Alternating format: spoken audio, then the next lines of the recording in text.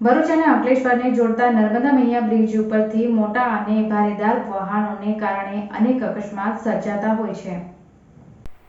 ગુજરાત સરકાર દ્વારા 12 જૂન 2021ના રોજ ગોલ્ડન બ્રિજને સમાંતર નવનિર્મિત નર્મદા મૈયા બ્રિજનું લોકાર્પણ કરી સામાન્ય જનતા માટે ખુલ્લો મૂકવામાં આવ્યો હતો. આ બ્રિજ નર્મદા મૈયા બ્રિજ ટ્રાફિકનું ભારણ ઓછું કરવા માટે ઘણો સહાયક અને સદર બ્રિજ ખુલ્લો મૂકતા ટ્રાફિકનું ભારણ નહીવત રહેવા પામ્યું હતું.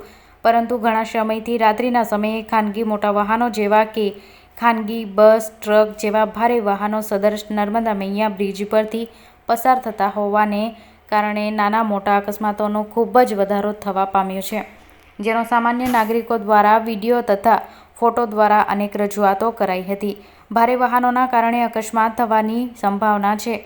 નર્મદા મૈયા બ્રિજ ભરૂચ અંકલેશ્વર શહેરને જોડતા બ્રિજ હોય. આ બ્રિજ પરથી ભરૂચ અંકલેશ્વર ખાતે રોજિંદા નોકરિયાત તથા વેપારીઓ તથા સામાન્ય જનતા સદર બ્રિજ પરથી પસાર થતા હોય છે. એબીસી સર્કલથી નર્મદા મૈયા બ્રિજ તથા અંકલેશ્વર તરફથી અવરજવર કરતા ભારે વાહનો, મોટા વાહનો જોવા કે લક્ઝરી બસ, ટ્રક વગેરેના કારણો ટ્રાફિકની સમસ્યા પણ રહે છે.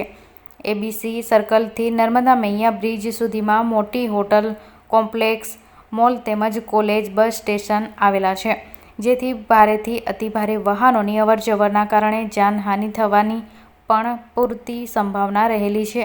જેથી નર્મદા મૈયા બ્રિજ ઉપરથી 5 ફેબ્રુઆરી 2024થી 4 મે 2024 સુધી 3 મહિના માટે તમામ પ્રકારના ભારે તથા અતિભારે વાહનો ઉપર પ્રતિબંધિત મૂકતું જાહેરનામું જિલ્લા કલેક્ટર દ્વારા જાહેર કરાયું છે.